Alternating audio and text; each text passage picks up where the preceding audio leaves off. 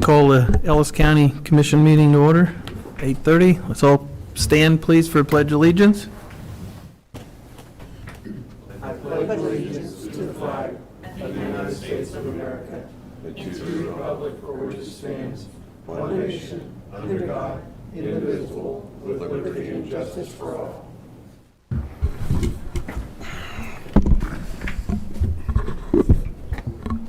Okay, first, like, thank everybody for coming. Big audience, but it works. Bobby, can you call the roll, please? Commissioner Nathan Liker. Here. Chair Neil Younger. Here? Commissioner Michael Burgess. Here. We do have a quorum. Okay. Order of business stays the same, I believe. There will be no executive sessions. Commissioners, do you have a chance to look at the minutes? Minutes look good. Look good. How about the consent agenda? I move to approve consent agenda items A through G. Second. Okay, we have a motion and a second. All in favor, say aye. Aye. Motion approved. Anyone from the audience have anything? Okay, come on up.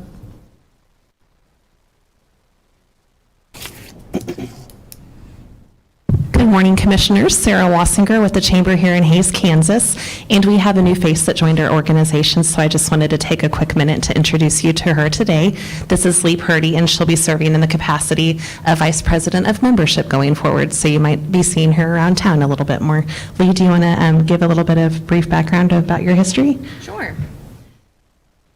So everybody up there who don't know me, my name's Lee.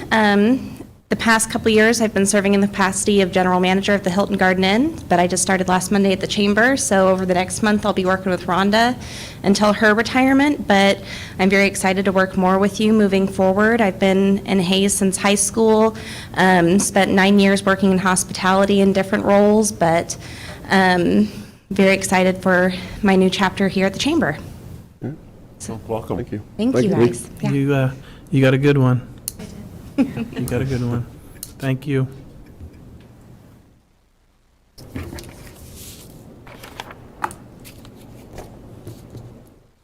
Oh, Neil. Okay, one more, okay?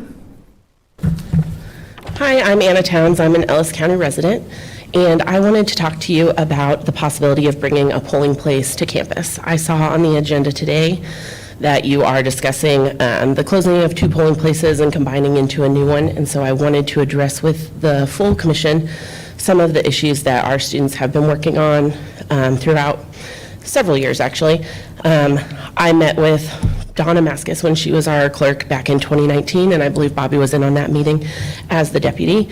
We've had several students over the years come and bring this issue. I'm not a representative of the American Democracy Project. I'm just a concerned citizen. And I know a lot of the students, faculty, and administrators who've been working on this very hard over the last year are busy with finals week right now and are not able to be here. I wanted to bring up a few points. I had received this lovely handout that this group made at a couple of different community meetings that I've been at. I don't have physical copies for you all, but I have a digital copy that I'd be happy to send out if you'd like. I wasn't sure if you had seen any of this work that they've been doing. We know that there is a need to combine these polling places. One of them is not ADA compliant, and we want, of course, to have access to voting for all people in Ellis County that are eligible. We have the lowest turnout of students of any Regents-approved school in our area. We also have some great research here by these students that talks about the importance of bringing a polling place to our campus. We saw in Wichita State, when they did bring a polling place, an increase to 68% voter turnout on their campus. And engaging students is an important way to get them involved in our community and keep them here as citizens moving forward, being invested in this community, which is incredibly important. I know that I have kind of stepped back from being a part of this because I really wanted this to be student-led, and it has been this year. The American Democracy Project has come together in a bipartisan capacity with the college Republicans, the Young Dems, the Pi Sigma Alpha group. They've gotten a letter of support from Tisa Mason, the president of Fort Hays, who published that, so you've probably had a chance to read that. The Faculty Senate and the Staff Senate have also written letters of support. And at every turn when Bobby has brought up an issue that might be a problem, they have come back almost immediately with a solution to that problem. In the agenda for this meeting, I saw some concerns. One of them mentioned the possibility of having the polling place at Cunningham Hall and talking about the lack of air conditioning. It is my understanding that the air conditioning problem is in the gyms, but after there was issue with that, they had gotten approval to be in a space within Cunningham Hall that is air conditioned and would address this. The parking is amazing there. They've also gotten support of the University Police Department to be able to facilitate having parking as close to the doors as possible, cordoning off if need be. I know one of the concerns was having priority for events there. Election Day is already something that they're not allowed to schedule games on, and they did get approval from the building management for Cunningham to have priority for a voting instance if there's a special election that comes up that we would need to use that space when there might be practices or games. So I feel like every time that there's been an issue, that group has been able to say, here, we have a solution that works. I also wanted to mention that they did get approval from the student government and also several of those groups I mentioned earlier who would staff this polling place as poll workers, who would go to the trainings every year and would be consistent there. I also think if we pass that up, that is a detriment to us because getting those poll workers is difficult. And if we're able to tap into that pool that would automatically guarantee that every year, then that's something that we need to do.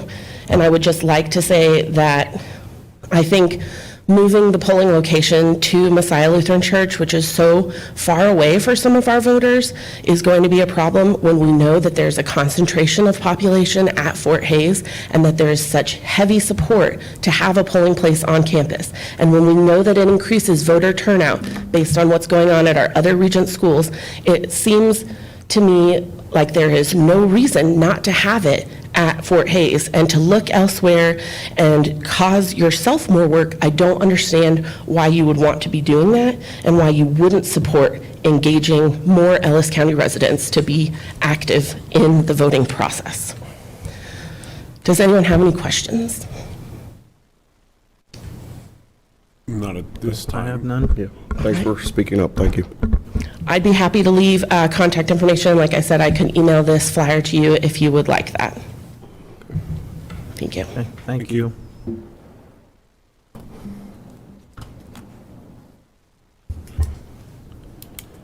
Financial reports look fine. Monthly financial reports are fine, okay. Yeah. County Administrator report, Darren? Well, did you want to do Bobby? Yeah, Oh, yes, I'm sorry. Yep, I'm sorry. I'm the only one Yes. on the agenda. Yeah. You said you didn't want to talk, so, yes. Okay, Bobby. Good morning, Bobby Dowling, excuse me, County Clerk. I'm just before you today for informational purposes only. As the election officer, I'm allowed to, work with my polling places, making sure I'm making the best decisions on polling places.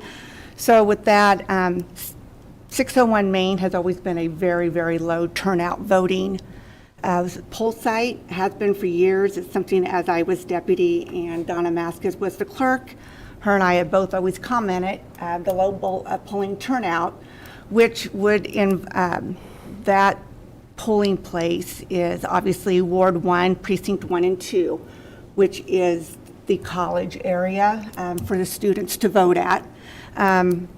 I wish I could give you guys a statistic on how I can tell you how many students did vote there. I can't do that.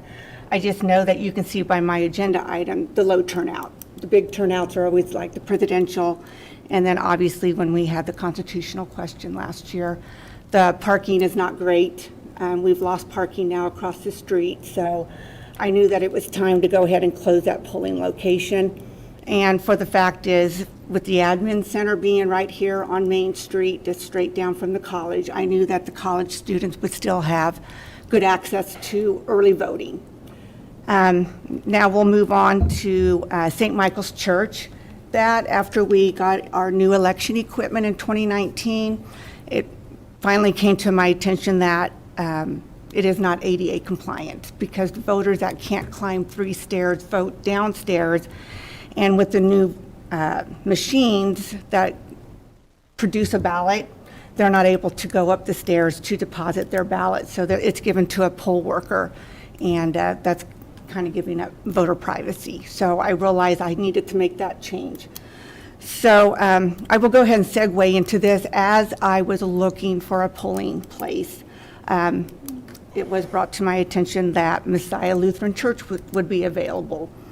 In between working with them and waiting on their board to meet, I was contacted by the American Democracy Project, 2 students, and they came and spoke with me and my deputy and put on a very, very informative presentation for me that led me to go with them and check out the student union, which was their first offer. Walking from the parking lot across the street into the student union, up to the 2nd floor, and then down a long hallway, we realized, along with the agreement of the 2 students, that it was not a great polling location, especially for our elderly, because the parking, which it was great, the campus was going to block off that parking lot, but it was all agreed on by all parties that it wasn't a great location. So then they contacted me in reference to the Coliseum, Gate 2. And I was very amenable to go out and look at it, talked with the directors out there. I expressed my concerns about my polling equipment that always gets delivered the day before, the privacy of it, being able to locked up, making sure no one else had access to it. And we were working out all those details. The 2 things that got in our way was, number 1, air conditioning was not available until 2025. Obviously, we have the August election next year, and I can't have my election worker sitting in a hot for 12 hours. So that kind of put that out. But one of the bigger reasons it was taken out is, while they knew when the primary and election days always are, obviously we had a special election last year, and when I told them, if I call you 60 days out, can you guarantee me this place? At that time, they said no, they could not guarantee me. That was in the morning. That afternoon, Messiah Lutheran Church got a hold of me. They had come to an agreement with me saying we can offer you the space. It was the next, and I accepted the offer because it's a good polling location, not only with 601 Main, it's straight down the street. And then I still have to look at my other location, St. Michael's. They're going to have to travel a little bit further down to come vote, but it was a very good spot. It was the next day that I got contacted by the American Democracy Project students that said, hey, we got Cunningham Hall. Well, I'd already made the agreement with Messiah Lutheran Church, realizing that it was a great space because it offered not only on-street parking, it also offers parking lot parking with 2 entrances, very accessible to my elderly voters. So I did make that decision to move forward with Messiah Lutheran Church, knowing that, we have 3 great ways to vote. We have early voting at the admin center for 2 weeks prior to the election, which is very accessible for the students at Fort Hays. Because then being a student at Fort Hays doesn't necessarily mean that you can vote at that location. If you live on campus or in the Ward 1, Precinct 1 and 2, you can vote on campus if I would have a polling site. Now you got to take in consideration the students that do not live on campus and they don't live in Ward 1, Precinct 1 and 2. They can't vote on campus. Neither can any faculty that does not live in that area. So as much as I would love to accommodate the students, I just found that it wasn't feasible for us since we do have early voting right here at the admin center. And not only do we have early voting, we also have advanced mail voting and then election day voting. And I know one concern that was brought up to me by the students that I met with, they said, well, a lot of students work and play sports, they don't have time to vote. And I did let them know, and they did not know this, and I don't think a lot of people know this. If you work on election day and you know that you're going to work to where the polls are not open, you do by law get 2 hours off paid by your employer to go out and vote. So with that being said, I have gone ahead and signed the contract with Messiah Lutheran Church, and it was agreed with the 2 students that Grace McCord and I have come up with, where I will contact her every election, let her know when early voting starts here at the admin center, when advanced ballots can be mailed out so that they can get an application to us. And so her and I have come up with that agreement, and she was very appreciative that I was willing to take that step to help her out, letting the students, so that she can in turn let the students know when early voting started. So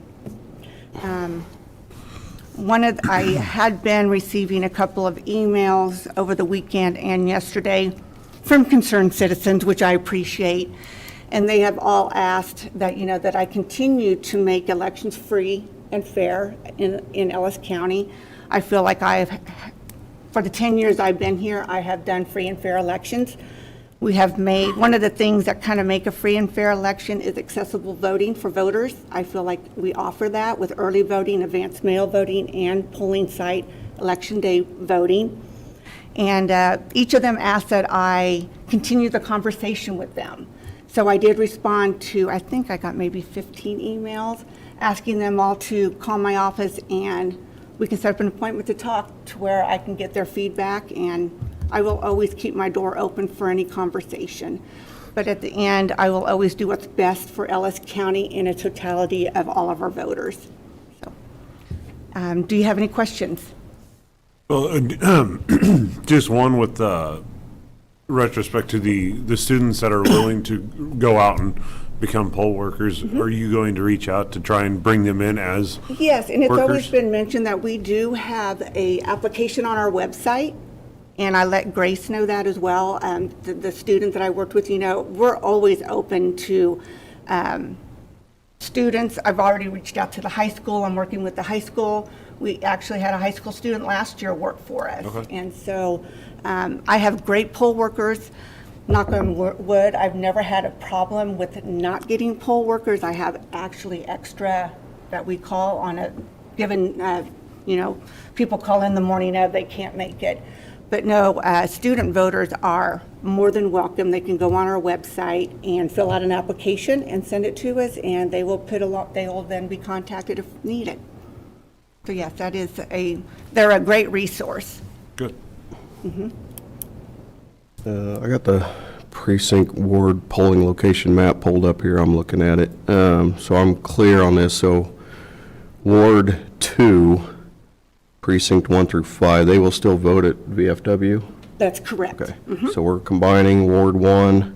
We're looking to combine, Yeah, Ward or 1. tell what I'm going to say, but Ward 1, precinct 1 and 2, Ward 3, which is north of Ward 2. Those two are being combined, but the polling location will essentially, if you're looking at the map, it'll be within Ward 2. Yes. Okay. Okay. To me, this makes sense to me. I get the students want to be active, but if I'm looking at Ward 3, if I'm a resident right here in Hayes and Ellis, and I live on Canal, Elm, Walnut, Hillcrest, Cottonwood, Willow, Ash, Hickory, Fort, Woodrow, Circle Drive, between 25th all the way up to 35th, there's probably 8,000 people that live in that house. That's all homes. To tell them, to ease the burden on students, that they have to all drive down on campus on a Tuesday when campus is going on, when school is going on, just because it's voting day and maybe they don't have a basketball game or something like that, campus is still in full mode. So to tell 8,000 people that live in their residence there that they need to drive down to campus, find parking on campus, even if it's at Gross Memorial, has tons of parking, that they need to navigate campus when students should be able to navigate to Main Street and go vote. I just think that's not that difficult a thing. Students are students, they have jobs, everything.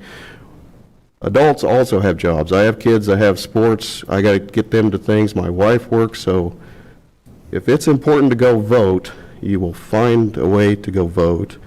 So I just don't see it as a big burden that students, and again, if you're a student and you live, I'm looking again, 9th, 10th, and 11th, and 12th Street, which is a lot of student, apartments and those kind of things, you're in Ward 2 anyway. You're going to go vote at the VFW. So you may be a student, as you said, at the campus, but that is not where you would not be voting on campus anyway. You're correct, right, depending upon your address. So I think you're clouding an issue there of whether you're a student voting or whether your voting is by where your residence is or your address. So, Correct. I think it would also cloud some issue with students thinking that, well, we got a polling site on campus, that's where I go. And then they get there and they check their registry. No, you need to go to Vine Street, which is farther than Main Street. So I think this makes sense. It's combining a low-access site with an area, Ward 3, that is probably higher access, putting it in between, and allowing people the access to vote, so. Right. And Michael, you're right, or Commissioner Burgess, sorry.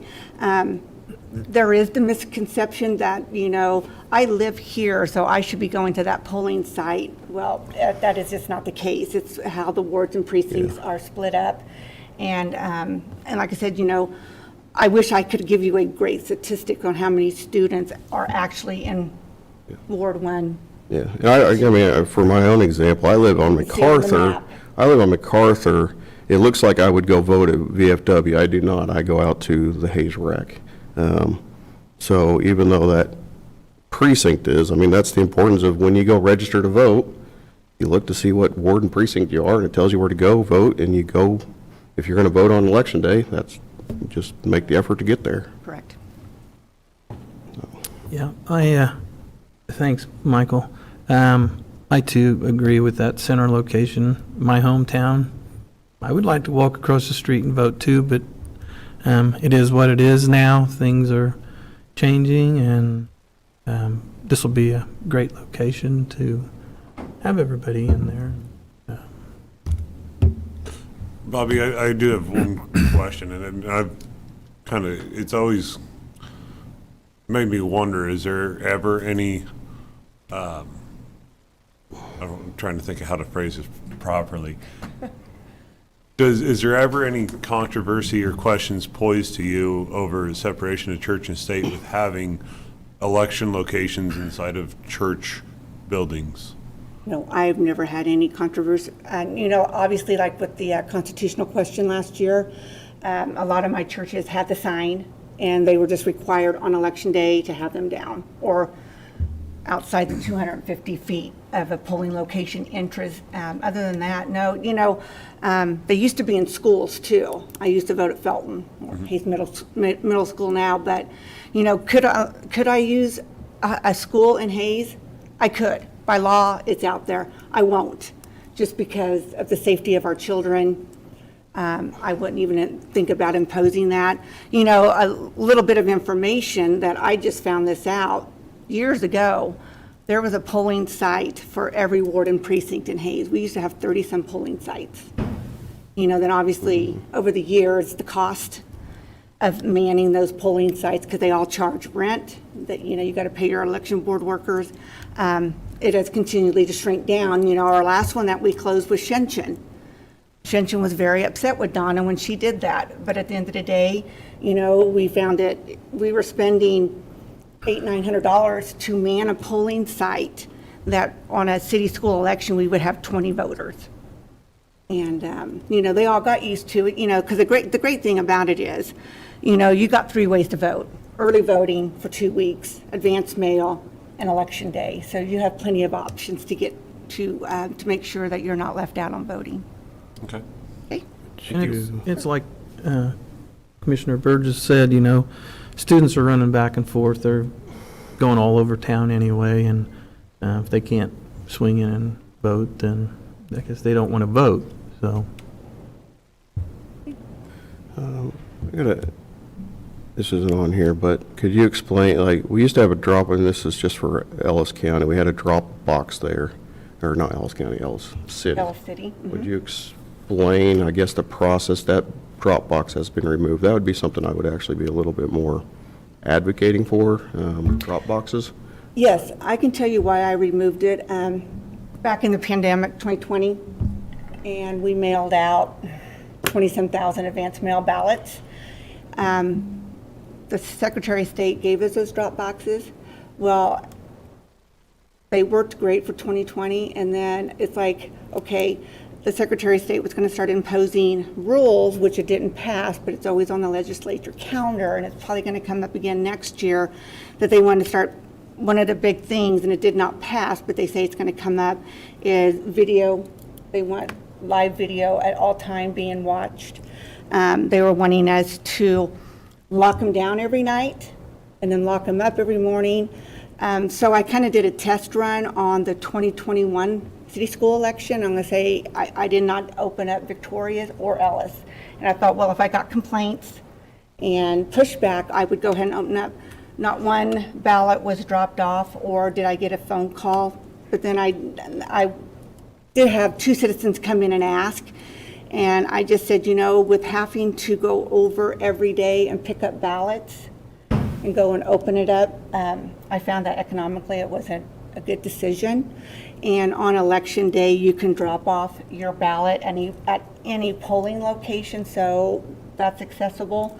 I just found that it wasn't utilized enough for me to send staff over and pay mileage and time to open it up every morning and close it down.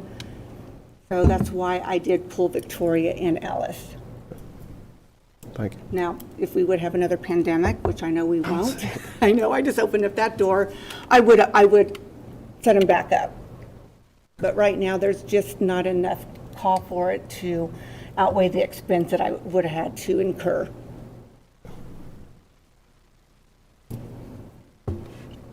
So at those lock boxes, what was the expense going back and forth to those? Well, we were lucky, Bill Ring and our sheriff, because, you know, they had to be opposing parties. You have to have a Democrat and a Republican open those up. They always volunteered their time twice a week to go over and do that. Okay. And I've lost that, and, you know, I hate to say it, but it's hard to find 2 opposing parties. And like I said, I was going to have to use staff or hire somebody to do it. And I was, you know, I was approached about it, and I've had some volunteers, and then when I told them to keep our ballots safe, you know, I was going to open them up every morning and close them down every night, so that would require numerous trips back and forth. Okay, thank you. Okay?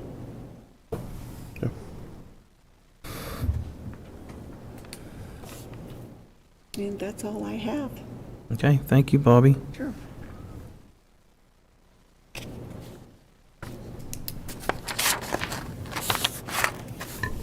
Okay, County Administrator, Darren? Good morning, Commissioners. Darren Myers, County Administrator. Just a couple things this morning. First, I was hoping with a little bit of chance this morning, we were put into a thunderstorm watch until noon, but as it progressed towards the east, it moved to the north, and here we are, probably not going to get any more rain, but we do have some chances here in the next couple of days for rain. So with that, and if we get some rain, and then if it covers a large portion of the county, so that way the majority of the portion of the county actually gets some rainfall. Hopefully by the weekend we can lift the burn ban, and I don't know if the commissioners have been asked as to when or why, but as everybody usually knows, it's at this time of year, the temperatures are getting hotter, the humidity levels have been low, and we haven't been getting much moisture, and the drought has progressed in our area, unfortunately. But hopefully, as things are greening up now and we get some chances for rain, we can lift that burn ban in the coming week. And once that is done, I'll let the commissioners know, but we'll also do a press release, so that way we can let the community know as well. That is the first thing. And when I did bring that up with one of the commissioners last night, was a discussion about fireworks, and that will be on the first commission meeting in June for the commission to make the decision to lift that portion of the resolution allowing the sale and discharge of fireworks around the 4th of July weekend.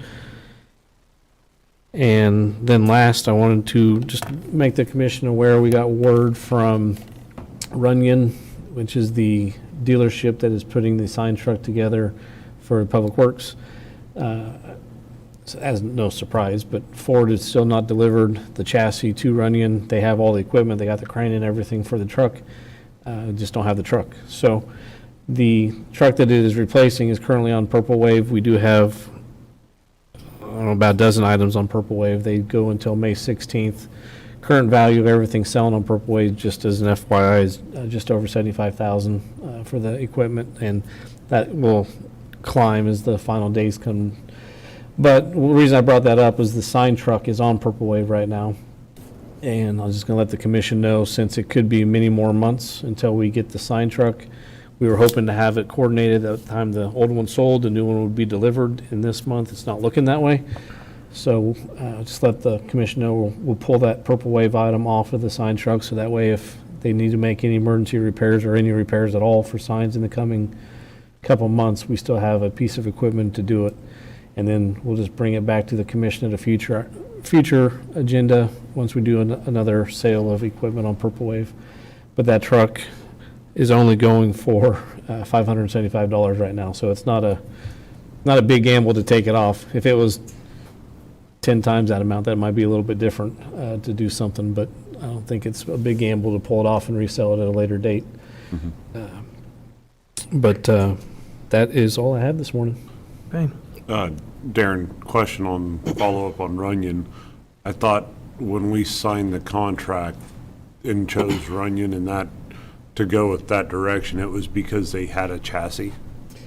So there was two options. They had I think there's a couple options, but the two that Runyon had, they had one truck on site. The chassis was on site already that could have been delivered within that month. Right. The second one was that they had production scheduled for the truck and it wasn't going to be delivered, or it couldn't be delivered to us until the earliest of May, which is now we're in. And now since they haven't received the chassis, but they've received the crane and everything, it's just been delayed on that. Okay. So unfortunately, we did get word yesterday that GM did allow the allocation for Ellis County through our fleet management program. I think it was six 3/4 or above trucks. So we're starting to see, we at least got part of the allocation for the replacement of the 3/4 ton trucks, but the half-ton F-150s that were ordered, there's still no movement on those. We haven't got those, and I believe we have 17 of those on order. And those have been ordered once. We ordered twice the amount with GM, and then we ordered them again through Ford. So essentially for every one truck, we had 3 more ordered. And 2 of the 3 orders have been canceled. We're still waiting on the 3rd one. So it's a continued problem, but we are starting to see that the supply of pickups is starting to get better. We did look at an analysis from IT. They were one of the departments waiting on an F-150. There's several departments waiting on the half-ton trucks. And we looked at analysis between them getting an F-150 and putting a topper on it, and then a resale value, what our equity would be in it in a couple years, compared to a new Ford Expedition. And on a 3-year term, it was basically dollar for dollar. It was less than, I think, $50 difference on the amount of equity that we would be, and they would be able to get the vehicle. It's Sooner. yeah, within it's on site already. So, or not on site here, but they'll be able to get it to us.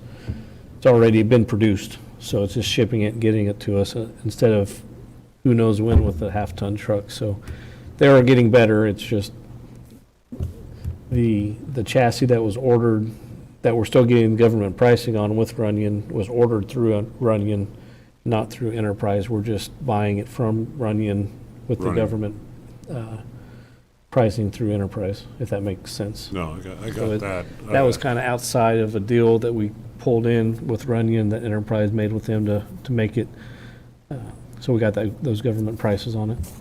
Okay. I just thought, I guess I was mistaken, thinking that they had the chassis on hand. That's why the decision was made with them. I know there was other options, but that was, I can double check and follow up with you, but I'm pretty sure that option one was for the truck that was available, but it was also more expensive.